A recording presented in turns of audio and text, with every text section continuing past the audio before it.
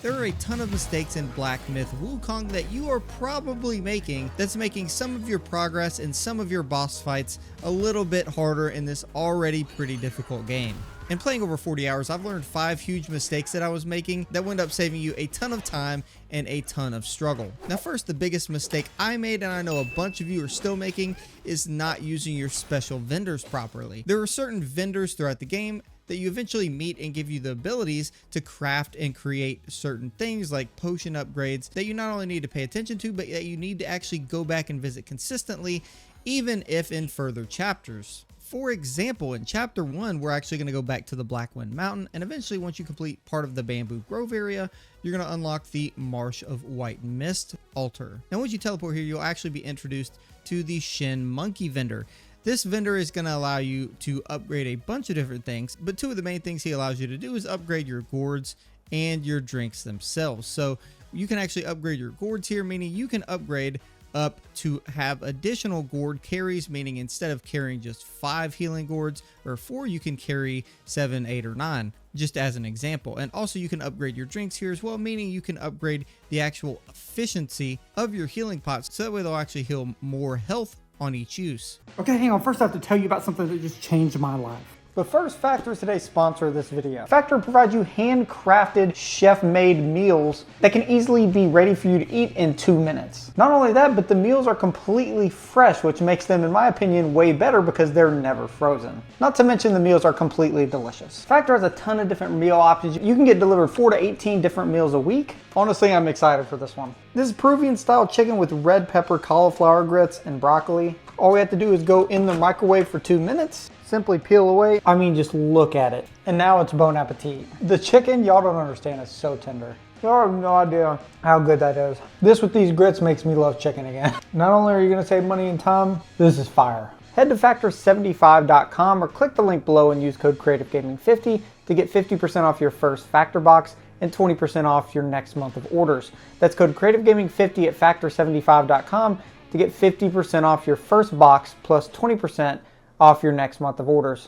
Now the big mistake here is I was playing chapter 2 without really coming back to this guy after the ending point of chapter 1 and again all the way through chapter 2, and I fought a bunch of the bosses with just 5 health pots when I could have had 7, which is a huge difference, which could have saved me a lot of time in a bunch of different boss fights. So make sure you go back consistently and visit the Shin Monkey to make sure you constantly upgrade your gourds. Now do keep in mind, whenever you go into your altar and you click the travel, if you ever forget where these vendors are at, one simple trick, you can actually go into each travel point and you can see the little human icon right there. If you click on it and you hover over the area, it will actually show you a picture of who the vendor is, which makes it a lot easier to find them if you don't remember. Now the other vendor you need to pay attention to and also revisit constantly is in the cellar of the Crouching Tiger Temple. Now Zoodog will be unlocked at the end of chapter 2, right here towards the final boss, and all you have to do is go and talk to him and he will actually allow you to make medicine, not only regular potions but celestial medicines as well. So you can see if we make medicines here, we can actually make celestial medicines, and this will actually allow us to make a bunch of things with mind cores. Now mind cores you find throughout the game just through beating bosses and chests and all kinds of things, but it lets you create Jade Lotus pills, Tai pills, and Nonary pills, so that way you can upgrade your maximum stamina, health, and mana. So you can essentially spend your mind cores and get pretty big buffs to all 3 of those, as well as you can upgrade and buy buffs for everything on the screen. So defense, which is a huge one, defense upgrades are very cheap, stamina recovery rate, and all of your resistances as well, so that way you're maxing out your resistances if you need them. With, let's say, a shock enemy, you could come in here and buy permanent shock resistance for your character. And early on, the best things to take are definitely going to be defense and your maximum health bonuses, so that way you can get close to maxing those out. The more health you have, the more health you heal, the longer and tankier you are. So these upgrades are pretty OP, but do cost quite a lot. Again, once you move to chapter 3 past chapter 2, you will forget about this guy as well as the Shin Monkey. Make sure you try your best to remember that they're here, because going back and visiting them gives you pretty big buffs to all of your stats. And while we're on the topic of huge upgrades, there's some things you want to make sure that you're not missing. 3 of those things being your health, your mana, and your stamina permanent upgrades outside of what Zoodog will let you make. As you explore throughout the world, you're going to also find Jade Lotus pills, the Tai pills, and the Nonary pills for your stamina, mana, and HP, just scattered throughout the map in different locations, primarily a lot of times after you beat semi-major bosses, and they should be like on these little tables, and you want to make sure you're always looking out for these because these give you the biggest overall upgrades for all three of your primary resources. The biggest thing I can recommend is each main chapter has at least one, I believe there's 6 total health upgrades. So if you don't find one in a chapter, make sure you look it up and go actually grab it, because having the most health in this game is the biggest advantage I think you can get in terms of making the game just a little bit easier for yourself. Now, outside of finding the permanent health, stamina, and mana upgrades, and then also buying the upgrades from Zoodog and the potion upgrades from the Shen Monkey, there's another additional way that you also want to make sure, especially for your health's sake, so that way you're upgrading and getting the max resources. So if you go over to your foundational abilities, and then you just go over to the right into the survival tab. Now there's a bunch of different things here, and early on you'll struggle to kind of find where you want to put all your points. In survival, I would highly recommend, once you've invested in a decent amount of skills, eventually you want to come over here and put all your points in robust constitution, so you can max out for each talent level your maximum health. Now if we currently look, our health is right now at 480 if we take all of our points out of that skill. And now if we come back in here and max that out again, you can see once we go and check our character, we now have 530 health. That's free plus 10 health every single time. So those upgrades alone are absolutely a must-have as soon as you can get them. Again, you can also upgrade things like maximum stamina, which early on up until chapter 3 or 4 really isn't even important or worth it. You don't necessarily need it. Rough Skin might be something you can invest in for extra increase in your defense. Also, Spiritual Awakening for extra mana if you find you're not able to cast quite as many spells as you want, and Surging Momentum eventually once you unlock that to increase your attack. Making these upgrades, especially to your health and your skill tree, are really important, especially once you get to bosses that are a little bit harder and can 1 or 2 shot you with specific attacks. They really help out. Now before we move on, 2 other upgrades that you want to make sure you also pay attention to is around armor and weapons. So specific weapons and armor have different special abilities. For instance, the Ebon Gold Silk Robe, it gives us less defense, but it gives us the ability so that way in Cloud Step, a Shrouding Black Wind will attack enemies nearby your character, and the decoy continuously, doing a little bit of extra damage. Now once you continue to unlock more armor and more pieces, they'll go up dramatically in defense and give you other effects that typically you'll need for the next area. For instance, the Long Scale Battle Robe I unlocked going into parts of the game where I was gonna actually need thunder resistance or stuff that would reduce my thunder or shock intake, which you can see is what it gave me in the Thunder Veins effect. Typically the game gives you the items and the things you need as you progress, so the upgrading right now is pretty linear, meaning if you unlock a newer piece of armor, it's going to have more defense and generally an effect that you're going to want to need, so that way you can help progress a little bit easier. So as you unlock new pieces, you pretty much want to craft the newer piece and throw it on, unless you have an effect that you just really like. Now the same goes for weapons, but weapons are a slight bit different. So essentially with weapons, you have a couple different options. Now, obviously earlier in the game, you want to take damage over everything, meaning you want to take the highest damage staff you possibly can, because the extra damage you deal out for having 40 damage versus 50 damage is a lot. I mean, it's 25%, not including all of the extra bonuses. But again, once you unlock upgraded staffs, you're going to have higher attack levels of 70, 80 even, with higher crit chance, and you're going to want to upgrade to those pretty immediately. And again, one thing to keep in mind is the unique effects for some of these items. But again, some of these staffs can be fairly close. So for instance, this Rat Sage staff can have an attack of 66, where this one has an attack of 70, so that's pretty close. But again, each one has a different unique effect. This one, on the 4th move of a light combo and mobile staff spin, can stir up a whirlwind and do additional damage and increase range. And the Kangjin staff has the unique effect of punishing downpour, executing thunder damage to the enemy instead of area damage. So depending on what kind of attacks you're using and what kind of playstyle you're using, you may want to use the different staff based on the unique effect, but overall, especially earlier in the game, take the most damage and make sure if it's available, you craft it as soon as possible. Next, stop using your spells wrong. I promise you, there's some things you don't understand about your spells, and trust me, I didn't either. Now, in terms of your spells, there are 2 that are extremely important, especially through the first 3 chapters. The first one, and the most OP, being Immobilize. Now, there's some things you may or may not know about Immobilize that can help you early. So not only does it freeze enemies right in front of you, but it does a ton of damage, and some of the perks you want specifically for Immobilize, but enemies can still break out of Immobilize and hit you for tons of damage without you really even knowing. Now, the first 3 different stats you're going to want for Immobilize are: first, Stagnation, So when we hit the immobilized enemy with a light attack, it increases the duration of the next immobilization, which is great because it freezes bosses for longer periods of time. And then you also want to take crash, so that way each point we put in crash, we get increased damage as well, which is a big upgrade.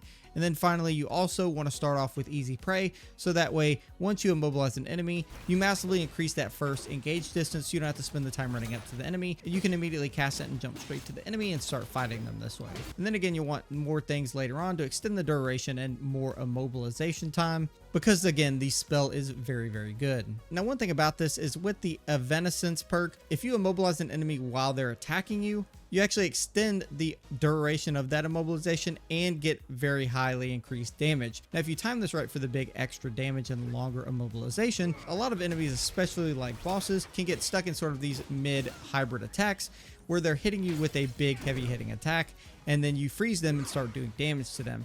In this case, it's important to actually hit them with a heavy attack towards the end, so that way you can break this chain and actually stagger the enemy backwards, because if you don't, what happens is you just hit them with a bunch of light attacks. Once your immobilization is over, they'll continue out their big heavy attack on you and then just hit you for a ton of damage right off the bat. And some of these bosses can hit you for half your health in one big attack. So it's important you know the stagger mechanic there, so that way you can hit them with the heavy attack at the end and then make sure they don't continue their attack and hit you for big damage. Now, another great skill that you'll get fairly early is going to be the Cloud Step, but you want to make sure you're using it the correct way, because early on I didn't, and it just cost me a bunch of mana for no reason. So ideally, I'm in chapter 4 and I only have 3 points put in this, because that's really all you need up until this point. And if you want to upgrade it further, then you most definitely can. You want to take Ruse, so that way each talent level you get increases the maximum health of the decoy. You want to take Bait, so that way your decoy generates a shockwave that attacks surrounding enemies. And then you want to take Concealed Observation, so that way each talent level slightly increases the critical strike chance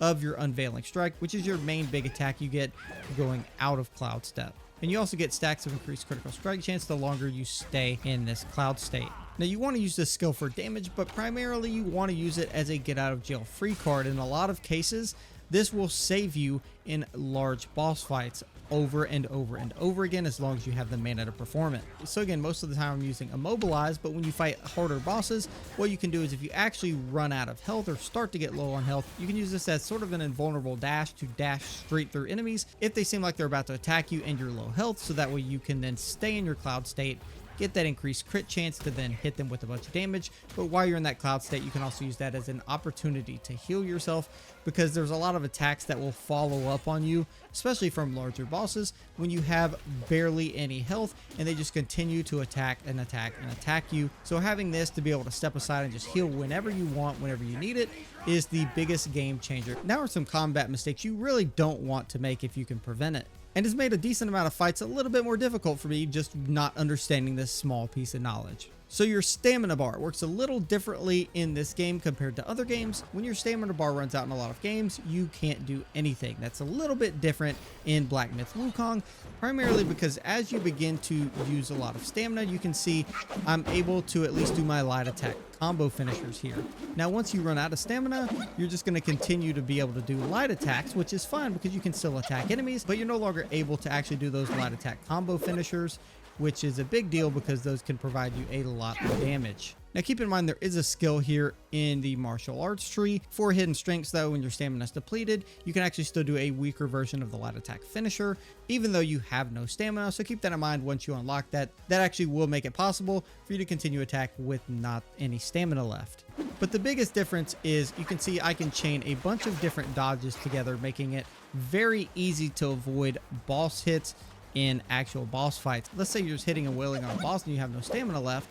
Eventually, once you go to dodge, you're only able to actually dodge once, and you're not able to chain a bunch of dodges in together, meaning you only get one dodge at a time, which could be a big deal because a lot of bosses hit in succession, meaning if you don't have stamina and they start hitting you, you're just going to have to sit there and take it, which will result in a lot of damage to you, obviously. So it's always good to keep an eye on that if you're just smashing and attacking a boss like crazy. If they seem like they're about out of their animation and about to start attacking, you might want to take a step back really quick, and that should give you just enough time to generate enough stamina so you can continue chaining your dodges together, which only takes about a second to regain that amount of stamina that you need. And good news is vendors, again, like Zoodog, allow you to buy upgrades to your stamina recovery rate, again, as well as upgraded skills that you can get for this and upgraded maximum stamina that you can get from, again, all three of those sources and the pills that you can find throughout the game. Now, the other two mistakes I made for combat early on are not using these spirit orbs well. So you see the little green spirit orbs, they give you will, so that way you can use it as currency to buy and upgrade and craft things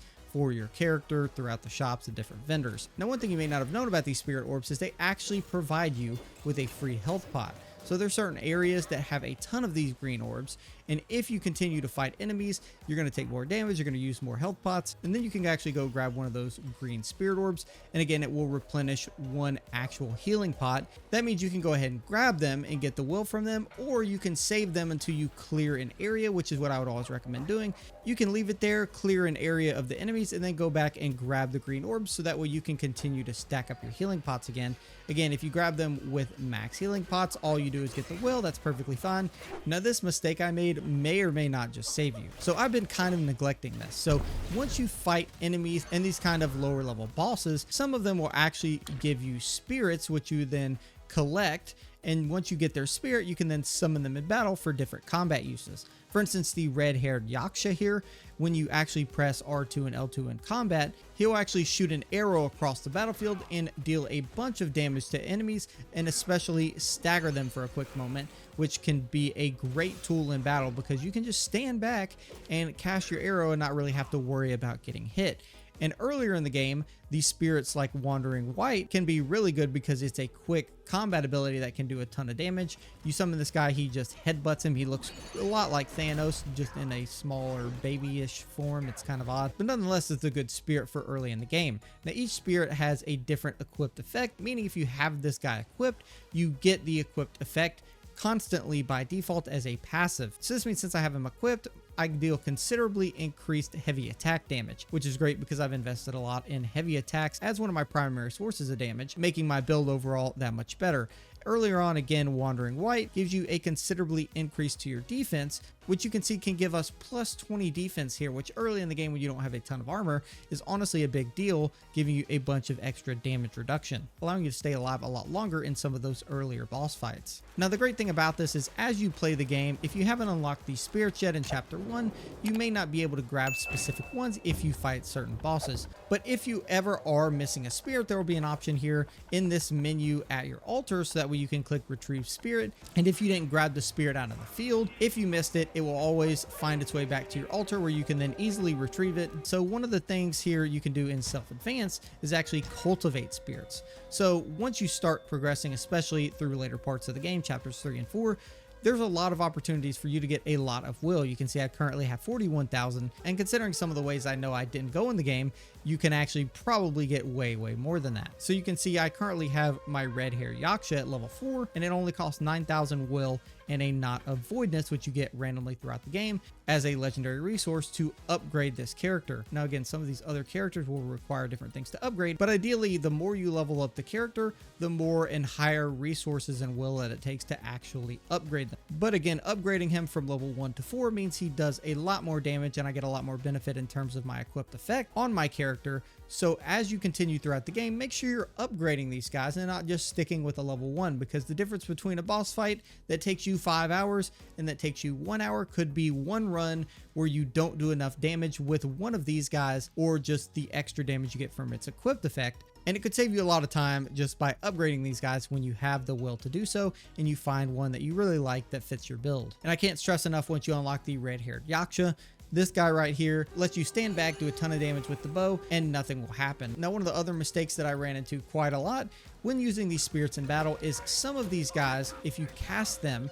they can actually get somewhat blocked or kind of nullified by enemy attacks. So if you fight a boss with Wandering White and you happen to cast him and summon him as a spirit, as soon as a boss is about to attack you or stagger you, he can actually cancel you out of the animation, basically wasting it completely. So one of the things you always want to make sure is using these once enemies have just finished attacking, so that way they have time to get off their spirit attack or their spirit ability and actually deal damage to the enemy. And also, you can't take a tremendous amount of damage when in your spirit form, so that's another reason to wait, so that way you have time to get it off. Otherwise, they can nullify it, deal a bunch of damage to you if you don't use them at the correct times and properly. And now one of the big things is don't make these skill mistakes early. Now, one of the great things is you can always recultivate your skills. or reignite the sparks here in the altar. This is going to let you basically jump in and all at once reset entire categories, or simply just come in here and reset different skills. And you can do this completely for free and at any time you want. And this is important because a lot of boss fights are different. And a lot of boss fights are going to require that you actually have specific abilities to make not only the boss fight easier, but in some case almost necessary to fight the boss, meaning you might be in here quite a lot, adjusting some of your skills like your martial arts or your staff stances, so that way you can readjust to a boss fight, since most of them are all so different. Not much spoilers here, but this is a warning in case you just don't want to see one of the bosses. But this boss specifically, as you can see, will throw stuff on the ground that can actually deal a decent amount of damage. And one thing you can do for this fight is actually use the pillar stance to take yourself off the ground as an example and avoid a lot of these attacks, especially the heavy damage ones like this. And other bosses will require or basically need you to be able to sprint while charging and do heavy attacks to stagger them and break them out of their so-called armor. So if you don't have that perk available, you might have to come in here and readjust your perks to readjust your skills, so that way you can add this skill and use it in the boss fight, because otherwise it's gonna be a complete struggle for you, I promise. So you need to make sure you're in here adjusting your skills based on, if you're struggling on a boss fight, what you think is going to be needed. And one quick tip is, if you find that you're fighting a boss and you're thinking to yourself, there's something here that doesn't make sense, like this doesn't seem right, this seems way too hard and like impossible. A lot of these bosses have certain mechanics and certain things you can do to either stagger them and break their shield, or to deal a lot more damage to them. If your gear is caught up to where you're at and you're fighting a boss almost impossible, I can promise there's a skill or something that you're not using or doing correctly to that boss to actually be able to defeat it in the proper way, such as stagger it and hit it in a weak point. There's a lot of bosses and a lot of mechanics out there, so try a lot of skills, get familiar with them, so you can know which ones to use once the time comes. But one thing I do want to mention is the best early game skill set, which is why they, I'm assuming, put it right at the beginning, is the Smash Stance. I'm currently in chapter 4, almost done with it, and Smash Stance alone has gotten me through all the way up until this point. So the way the combat primarily works is you have these so-called focus points in the bottom right, and what these focus points do is they allow you to charge up to do more advanced kind of skill attacks with your heavy attacks. Now these do a lot more damage in a lot of cases, and as you build up focus, it allows you to use these attacks to also stagger enemies and deal a lot more damage to them.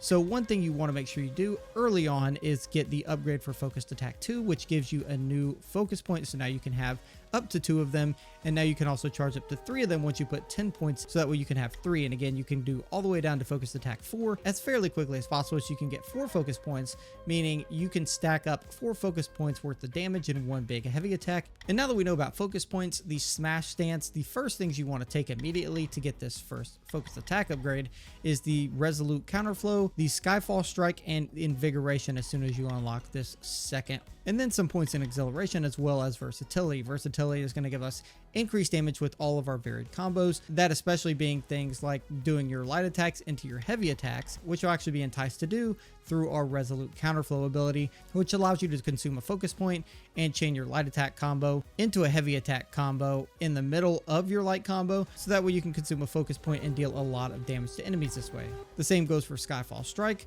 This is an extension essentially of the Resolute Counterflow, so if you're doing light attacks, you can chain one heavy attack, and then you can also chain a second heavy attack with Skyfall Strike to again deal additional damage to enemies. And again, those kind of things are affected by versatility, giving you a lot more overall damage. And then again, Exhilaration, once you consume those focus points, gives you a little bit of health recovery, which honestly could end up making the difference in some fights. Now again, once you unlock Focused Attack 3 and get that third focus point, you want to make sure you come down here and immediately take these 2 skills for Invigoration, so that way when you do a Resolute Strike, it grants you a massive amount of focus and vantage points, so that way after you see through an enemy, the Skyfall Strike itself will actually deal damage based on the number of focus points built. So the more focus points you built, especially once you get down to unlocking all 4, you're going to be dealing more damage with your heavy attacks. And the skill you can't see because of my camera is Secondary Damage. You want to make sure you take both of these points very quickly, so your heavy attacks that cost a focus point deal additional damage to enemies based on their remaining health, which is great because it can help take an enemy's health from full